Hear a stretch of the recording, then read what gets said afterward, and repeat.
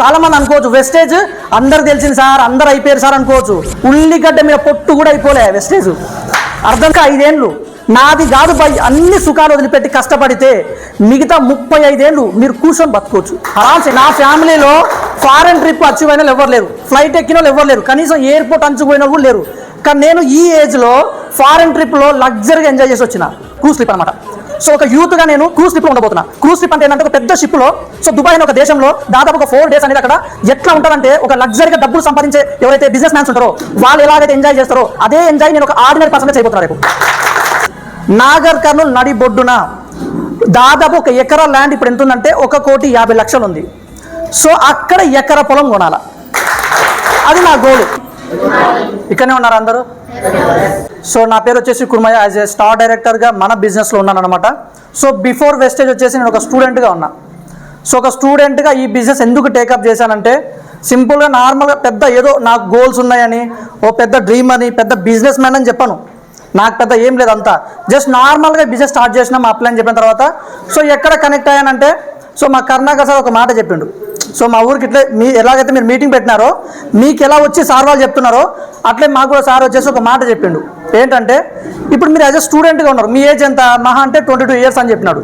So అంతే కదా, ఈ ఏజ్లో ఈ బిజినెస్ కానీ మీరు టేకప్ చేస్తే నా ఏజ్ వచ్చేసరికి నువ్వు నెలకు లక్షల్లో సంపాదిస్తూ కార్లలో తిరుగుతావు, నీ లైఫే మారిపోద్దని చెప్పాడు అనమాట. జరుగుతుందా లేదా?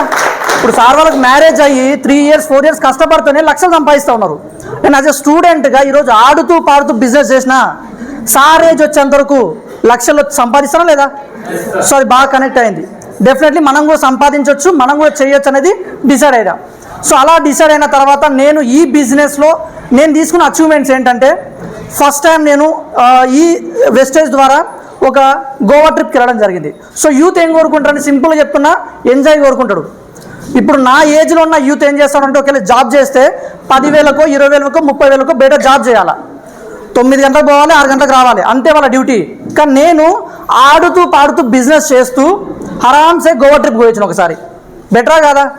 ఫస్ట్ ట్రిప్, సో అది చిన్న ట్రిప్పే కావచ్చు, కానీ సెకండ్ ట్రిప్ ఏంటంటే నాకు, సో మనం ఫారెన్ ట్రిప్ అనుకుంటాం మన ఫ్యామిలీలో కావచ్చు, లేదా మనకు తెలిసిన చుట్టాలు ఎవరన్నా అరే వేరే దేశం పోయిందంటే అమ్మ దేశం పోయిందా, ఏదో ఫ్లైట్ ఎక్కిండా అని అనుకుంటామా లేదా? లేకపోతే బస్సులాగా చూస్తామా? ఫ్లైట్ ఎక్కడం గొప్ప విషయం కాదా? గొప్ప విషయం కదా. సో నేను కూడా ఈ బిజినెస్లోకి వచ్చిన తర్వాత నేను అచీవ్మెంట్ చేసింది ఏంటంటే, యాజ్ ఏ ఒక బ్రాంజ్ డైరెక్టర్గా థాయిలాండ్ ట్రిప్ పోయించిన 1 వీక్. సో ఒక లగ్జరీ ట్రిప్ అనేది నేను థాయిలాండ్ వెళ్ళడం జరిగింది అనమాట. సో సెకండ్ అచీవ్మెంట్ అదైపోయింది. తర్వాత ఏంటి, ఒక స్టూడెంట్గా నేను చదువుతున్నా. గొప్ప విషయం ఏంటంటే ఇప్పటికి కూడా పార్ట్ టైమ్గా స్టడీ చేస్తున్నాను అనమాట. స్టడీ చేసుకుంటూ బిజినెస్ చేస్తూ ఉన్నా. సో నెక్స్ట్ ఏంటి, నేను ఇప్పుడు మామూలు ఒక స్టూడెంట్ ఏం చేస్తాడంటే చదువుకుంటూ బస్ ఛార్జీలు కావచ్చు, తర్వాత తన ఖర్చులు కావచ్చు, మదర్స్ని అడగాలా లేదా, వాళ్ళ అమ్మ నాన్నపై ఆధారపడడం లేదా. నేనేంటంటే నా సొంత ఆదాయం నేను జనరేట్ చేసుకుంటూ 1,00,000 రూపాయల బైక్ కొన్నా. సో దాంతోపాటుగా నాకు బెస్ట్గా అనిపించింది ఏంటంటే, so first time foreign trip అనేది మంచి కిక్ ఇచ్చింది. ఎలా అనిపించింది అంటే, అప్పటి వరకు నేను ఊర్లో జస్ట్ నార్మల్ పర్సన్ అంతే, ఒక స్టూడెంట్కి ఏంటి కాలేజీకి పోతాను ఇంటికి వస్తాను అంతే. కానీ ఎప్పుడైతే నేను థాయిలాండ్కి పోయినానో, అంతకుముందు చాలామంది నా ఫ్రెండ్స్ కావచ్చు, నాకు చాలామంది ఉంటారు కదా, మస్తు చేసినాంలే, నీకంటే బిఫోర్ మేము వెస్టేజ్ 2 నెలల కింద జాయిన్ అయినాము, ఎప్పుడో చేసినాము, నువ్వు ఇప్పుడు జాయిన్ అయినవులే అని ఎటకారంగా మాట్లాడిన వాళ్ళు. సో నేను ఎప్పుడైతే థాయిలాండ్ ట్రిప్ పోయొచ్చునో, అరే మా ఓడు ఫ్లైట్ ఎక్కిండు అని చెప్పుకున్నారు అందరు కూడా. నా ఫ్యామిలీలో ఫారెన్ ట్రిప్ అచీవ్ అయిన వాళ్ళు ఎవరు లేరు, ఫ్లైట్ ఎక్కిన వాళ్ళు ఎవరు లేరు, కనీసం ఎయిర్పోర్ట్ అంచుకుపోయిన వాళ్ళు లేరు. కానీ నేను ఈ ఏజ్లో ఫారెన్ ట్రిప్లో లగ్జరీగా ఎంజాయ్ చేసి వచ్చిన. బాగుంది అది. నెక్స్ట్ ఏంటి అంటే, మనకు నెక్స్ట్ మంత్ సార్ చెప్పినట్టు క్రూజ్ ట్రిప్ అనమాట. సో ఒక యూత్గా నేను క్రూజ్ ట్రిప్లో ఉండబోతున్నా. క్రూజ్ ట్రిప్ అంటే ఏంటంటే ఒక పెద్ద షిప్లో, సో దుబాయ్ అనే ఒక దేశంలో దాదాపు ఒక 4 డేస్ అనేది అక్కడ ఎట్లా ఉంటుందంటే ఒక లగ్జరీగా డబ్బులు సంపాదించే ఎవరైతే బిజినెస్ మ్యాన్స్ ఉంటారో వాళ్ళు ఎలాగైతే ఎంజాయ్ చేస్తారో అదే ఎంజాయ్ నేను ఒక ఆర్డినరీ పర్సన్గా చేయబోతున్నా రేపు. బాగుందా లేదా? బెటరా కదా? యాజ్ ఎ స్టూడెంట్గా నేను ఒక 10,000 20,000 జాబ్ పోతే ఇవల్ల వస్తాయా? వచ్చిన ఒక 2 ఇయర్స్లో ఇవల్ల వస్తాయా?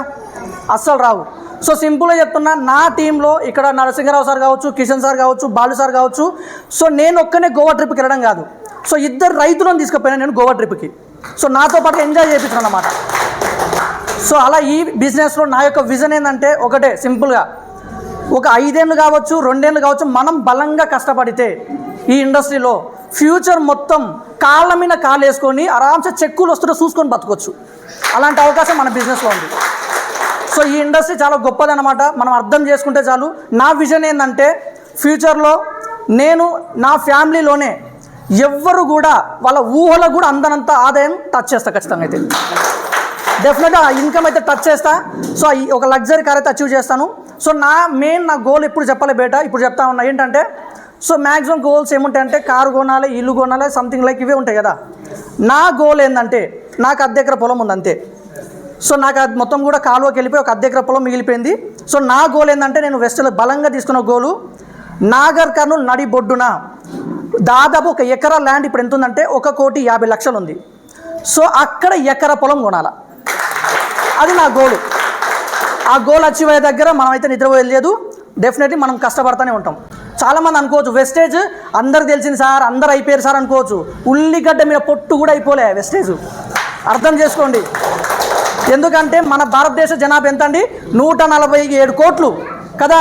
వెస్టేజ్ డిస్ట్రిబ్యూటర్ 5 కోట్లు అంటే ఇంకెంత స్కోప్ ఉంది? 98% ఉంది. అరే 5% బిజినెస్ అయిపోయింది, అందులో ఇంతమంది లక్షాధికారులు, ఇన్ని కార్లు, ఇంత జిందగీ మారిపోయింది కదా. 98% స్కోప్ ఉన్న బిజినెస్లో ఇప్పుడు డిసిషన్ తీసుకున్నా ఇంకొక 3 ఏళ్ళలో మనం లక్షాధికారులు అవుతాం కదా. ఒకటే మైండ్లో పెట్టుకోండి సార్, నేను ఒకటే చెప్తున్నా, మనం ఎంత ఇన్నా ఏం చేసినా కానీ నిన్ను నువ్వు మార్చుకోవాలి, బలంగా నా జిందగీ మార్చుకోవాలనుకున్న వాళ్ళు మాత్రమే జీవితం మారుతుంది. అంతేగాని మీటింగ్కి వచ్చి జస్ట్ టైంపాస్ వినిపోతే ఏం మారదు కదా. సింపుల్గా మనకు ఒకటే, వెస్టేజ్ బంద్ చేసి బయటికి వెళ్తే మనం అనుకున్నంత గోల్స్ అచీవ్ అయ్యేటట్టుగా మన లైఫ్ లగ్జరీ ఉందా? అదే కష్టాలు, అదే ఈఎంఐలు, అదే బాధలు ఉన్నాయి కదా.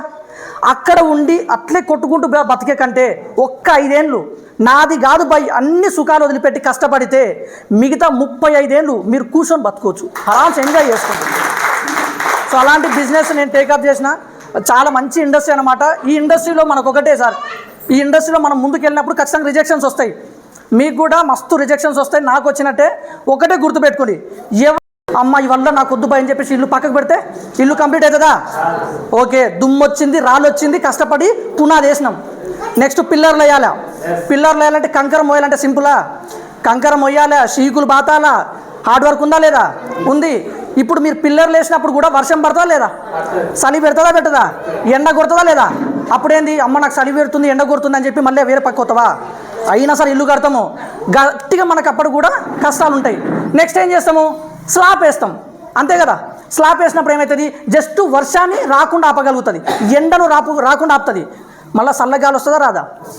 అప్పుడు కూడా నిలబడి ఎప్పుడైతే నువ్వు చుట్టుముట్టు గోడలు కట్టుకుంటావో గాలి వస్తుందా? ఎండ వస్తుందా? వాన వస్తుందా? సుఖంగా బెడ్ మీద దుప్పటి మూసుకొని పండుకోవచ్చు మనం సుఖంగా. బిజినెస్ కూడా అంతే. ఈ కొన్ని కష్టాలు తట్టుకుంటే మన లైఫ్ ఎట్లుంటుందంటే, అబ్బా ఏం లైఫ్ లీడ్ చేస్తున్నాడు బై, వీనిలాగా కావాలని 10 మందికి మనం ఆదర్శంగా ఉండాలంటే ఈ ఇండస్ట్రీలో ఉండాల్సిందే. So thank you so much నాకు ఈ అవకాశం ఇచ్చినందుకు. నేను యాజ్ ఎ స్టార్ డైరెక్టర్గా నా చెక్ వచ్చేసి 32,000 తీసుకుంటున్నాను. Thank you so much.